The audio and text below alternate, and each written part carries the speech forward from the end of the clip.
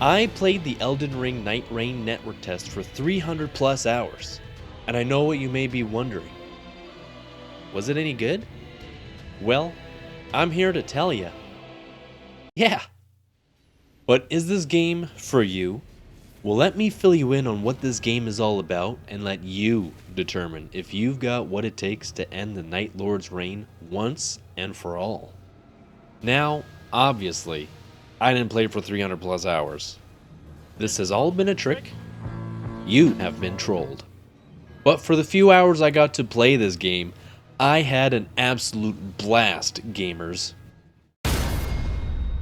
So what is Elden Ring Nightreign? For those who live under a rock, Nightreign is From Software's next game, where you enter the land of Limveld as an elite team of dungeon-delving, sword-slinging, boss-fighting badasses called Nightfarers, whose sole purpose is to crush the Night Lord's skull. Well, Limveld is being devoured by the Night's Tide, and you've got 3 nights to stop it. So it's going to be a race against time, and the tide's not going to wait around. So grab some gear, level up your character, and show the darkness who's boss. The network test limited players to just 4 Nightfarers. Oh my god, bro. Oh, hell no. But the full game will have 8. Each Nightfarer plays an important role on their team with a passive ability, character skill, and ultimate art. The 4 initial classes are Wilder, a fast-paced but balanced warrior who can support against enemies at close to mid-range.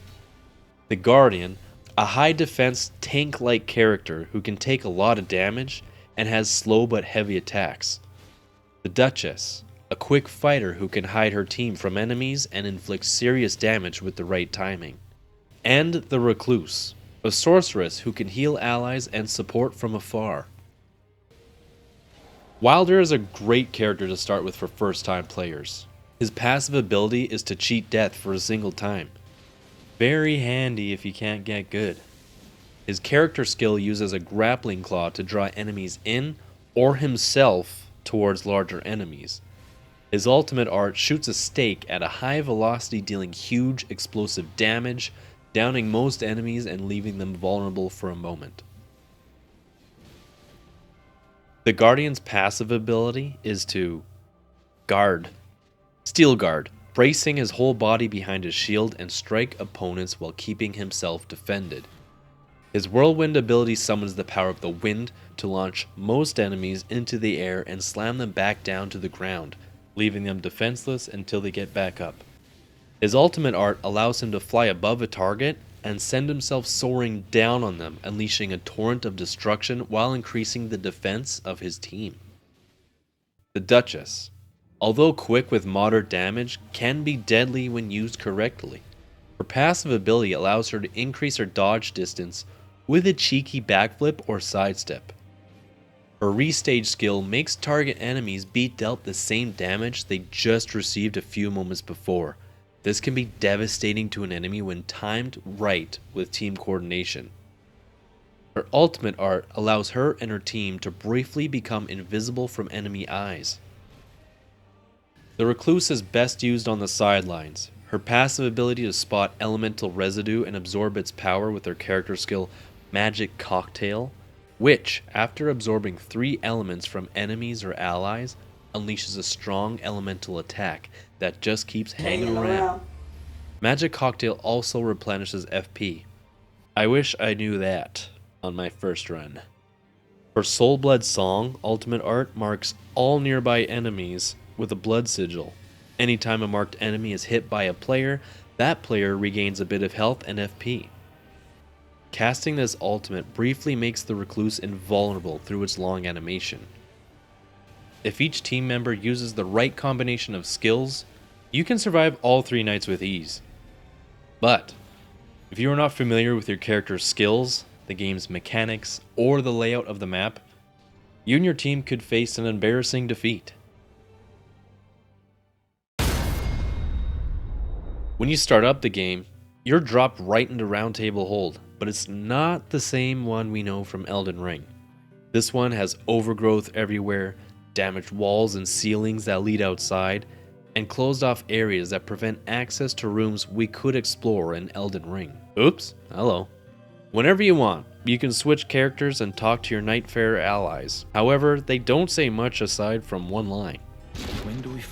Using your map, you can fast travel to different locations, including the Codex, which has hints and tutorials, the training grounds where you can experiment with abilities and tactics, and the Relic Rights table, which gives you permanent passive bonuses for each character.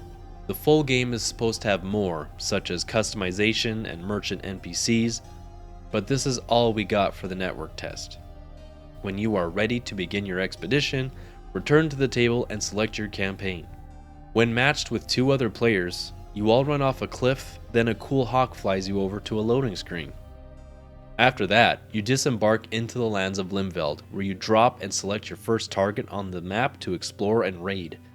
You'll immediately get the sense of urgency and pressure upon the start of your expedition. Speed is of the absolute essence in this game. An enemy stronghold should be cleared of its loot and boss within a few minutes.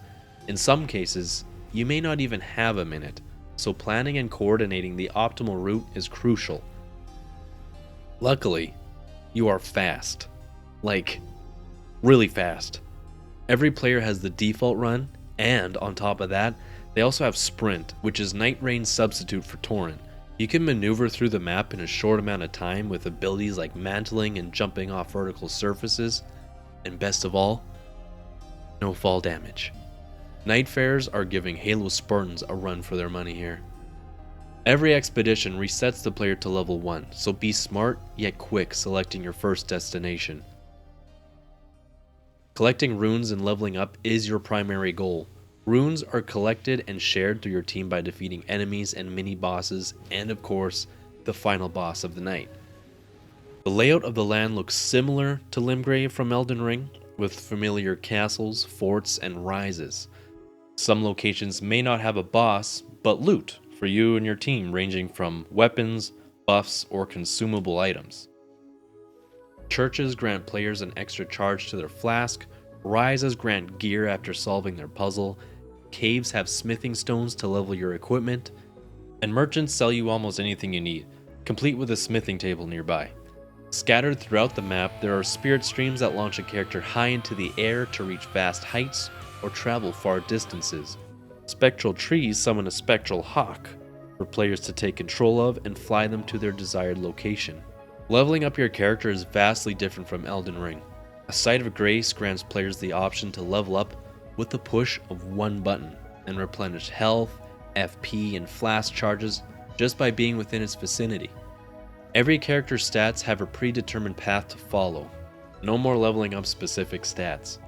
A single visit with enough runes to level your character multiple times can make your character substantially more powerful. Considering the level cap is 15, even going from level 1 to 5 is an immense difference. After looting, polluting, raiding, leveling, and exploring, the Night's Tide leaves one small area open at the end of Night 1. This area has one final mini-boss, and he's brought his buddies. If you manage to take them all out, the Knight's final boss warps in, and he's kinda pissed. Upon its defeat, the fog surrounding you will clear, the Night's Tide recedes, Day 2 begins, and the cycle starts all over again. Each expedition takes place over 3 days, split into 5 cycles. Day 1, Night 1, Day 2, Night 2, then Day 3, where you warp to the realm of the Night Lord for the final fight. One successful run with a competent team will only take about 30 to 45 minutes, but that might not always be so easy, for the Night's Tide is always closing in. So what is the Night's Tide? Dude, I'm so glad you asked. It's like Fortnite, but it's not. But it kinda is. The Night's Tide is the narrowing threat that closes in on the whole map throughout the day, burning away all life that crosses its path. It's a blue flame followed by a foreboding rainfall that saps away life, and what the fuck is that? And brings with it the looming doom of death. Yeah, its approach may seem slow, but after you take a slight detour just to get that one item, you'll find yourself stranded in Death's Ocean. And please, for the love of God, don't be that guy that didn't know about Sprint. I just thought my character was slow by default. Oops.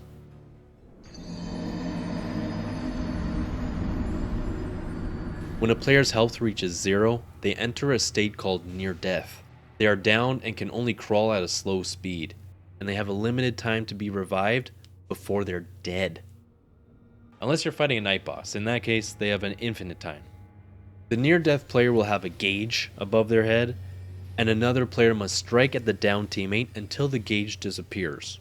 It only takes a few hits to revive a down teammate, but each time a player gets downed, the gauge increases by 1/3, making it take more hits from teammates to revive them. But don't worry, the gauge will reset after you visit a site of grace. Death and defeat both work differently depending if you are exploring the open world or fighting the night boss. In the open world, death will not only cause the player to lose runes, but also 1 level. They will respawn in a nearby area and have the opportunity to retrieve their lost runes by finding their site of death or defeating the enemy that stole their runes.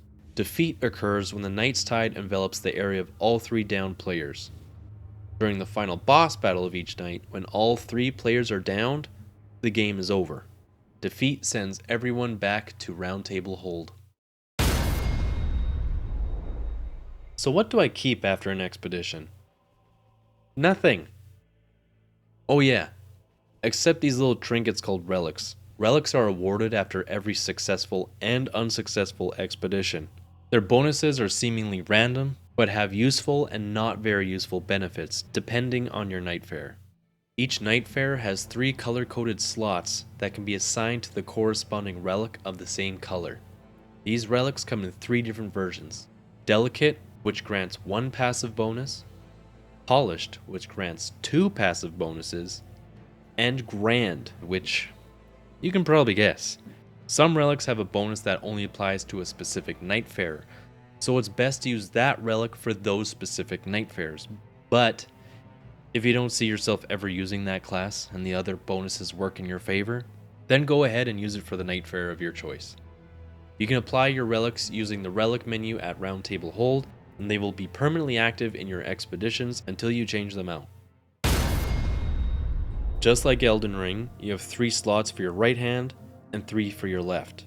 You have complete freedom of putting anything in your hands, however, you don't have an inventory to stash any extra weapons. This is where you have to decide if the current weapon you have is worth keeping or switch it out for something more powerful.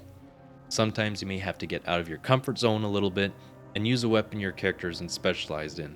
For instance, on one of my playthroughs, a player quit, leaving just me with 1 teammate. Since I was a recluse, my magic staff was all I intended to use, but when we got to an area that required the defeat of 3 flamed chariots, and my teammate had no idea you can insta-kill those fuckers, I was left to school this pleb. Okay, sorry, you're not a pleb. You didn't know. Fortunately, earlier I grabbed a cool melee weapon, just in case I needed to do some close range combat. I bet some of you didn't even know about that neat trick. If you didn't, comment your favorite Bionicle. Mine's Kopaka. Talismans return from Elden Ring, granting bonuses in attack, defense, health, stamina, sorcery potency, damage negation, or skills. Each player is granted 2 talisman slots that they can obtain from their conquests. Although not upgradable, players might be lucky enough to find a more powerful version of their desired talisman, but like with every item you obtain, they disappear after every expedition.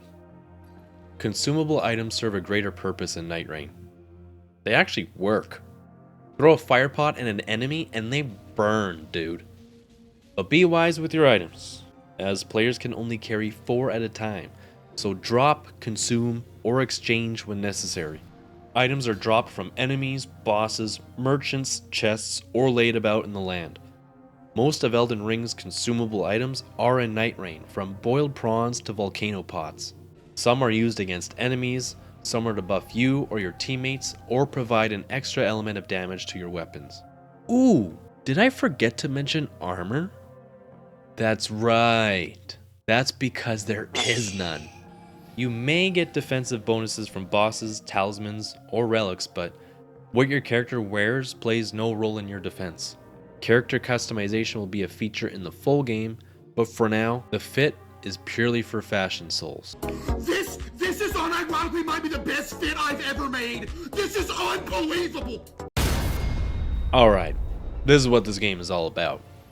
With the limited time I had to play the network test, I wasn't able to challenge every available boss, but I did come across many from Elden Ring, a Dark Souls boss, and Nightreign's very own Night Lord Gladius.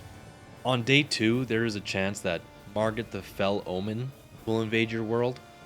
A classic move of his is to arrive when it's least convenient, after scolding you for being a little greedy piggy boy. Little pillager, bent on sacking the lands of gold.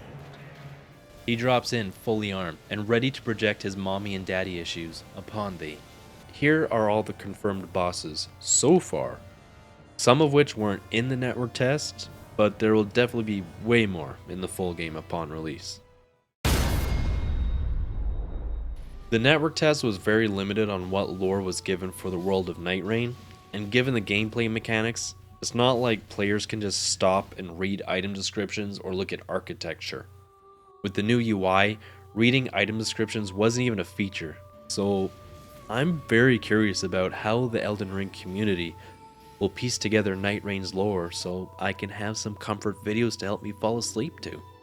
But who knows? I'm sure VatiVidya, Smotown, Hawkshaw, and Square Table Gaming will come up with some interesting theories and lore about Nightreign shortly after its release. My guess is the full game will feature more options in the codex that have lore affiliated with the items you acquire or the bosses you defeat. So finally, is Elden Ring Nightreign for you? Although it is a huge change of pace, mechanics, and gameplay from Elden Ring or any other From Software game, it still has the charm and feel of a From Software game. I am always ready to. With the release of Armored Core 6, From Software reminded fans they can make a game that's fast-paced with a complete change of gameplay from the recent games and still keep a mostly undivided fanbase. After the announcement of Nightreign and showing off its recycled bosses and characters from other From Software games, many community members didn't like what Nightreign featured and raised concerns for the company and their legacy. Many felt the game was dumbing down a beloved franchise and giving it the Fortnite treatment. I was concerned as well after first seeing the reveal trailer, but after playing for a few hours, my thoughts changed completely. The fun I had with complete strangers only left me wondering how much more fun I'd have with friends.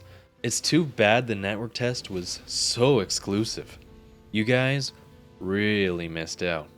And you should feel really bad for yourselves for not participating. Like, imagine roasting the dude that caused your team's defeat, or listening to the lore nerd giving a lecture on a boss's backstory while your team is giving that boss some backshots. Or fighting a classic Dark Souls boss together again after so many years. The potential to create core memories is almost limitless. If you don't have any friends to play with, then go have a shower. Get out of your mom's basement, go outside and make some. Or play with strangers. If you or they know what to do, there's no need for party chat or any form of communication, other than the iconic Souls dance after defeating a boss, or having a player swing their weapon at you to let you know you missed an item. That's about it. Don't think of this game as a Marvel-like amalgamation of universal crossovers that ruins the lore of Elden Ring and Dark Souls. This game is a love letter to fans from Software, as a thank you for creating such a huge community that, even to this day, dissects and discusses theories and lore from Elden Ring to older titles like Demon's Souls or even Kingsfield. This game was made to bring fan-favorite bosses into one game to fight against with friends in a more easily accessible way.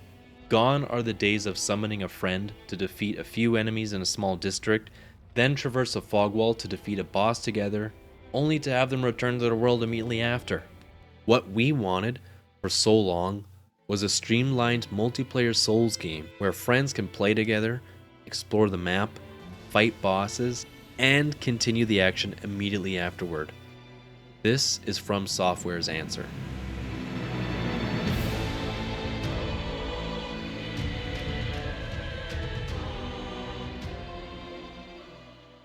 Thank you, gamers and gamettes, for making it this far into the video. This is the first game review I've ever done, and brother, these kind of videos take forever to make. With my terrible habit of procrastinating, my dog deciding to die, my new autistic obsession building Gundams, all happening to slow this video's completion, I'm proud of myself for finishing it, and I'm satisfied with how it turned out. I watch game reviews nightly to help me fall asleep, and I know many other people do as well. So if I can contribute at all and help a fella get a good night's sleep by watching this, then I feel this video was a success. Even if this gets like 30 views, that's okay. Comment if you'd like to see more reviews from me. Perhaps one day I'll make a separate channel just for reviews and keep this one just for my Let's Plays and memes. But also comment on any critiques you may have of this video. I'm willing to learn from your passive-aggressive remarks about how shit this video was. Consider subscribing if you're not a weenie and if you're tough like me. Like this video if you give mean looks to young children when their parents aren't looking. Thank you. Hey, what did you think about that video? Pretty neat, huh? I'll just wait until you hit that like button and subscribe. Did you do it? Sure. Well, what about memes? Here's a playlist of Lost Zos's memes from your favorite games. Oh, look at this. You could have your name here too if you join Lost Zos's Patreon. There are tutorials, playthroughs of games when mom and dad weren't home, exclusive and early access to playthroughs like Fear and Hunger, Shadow Warrior, and the critically acclaimed Deus Ex. I'm in it. Did that convince you? What a shame. I was depending on you.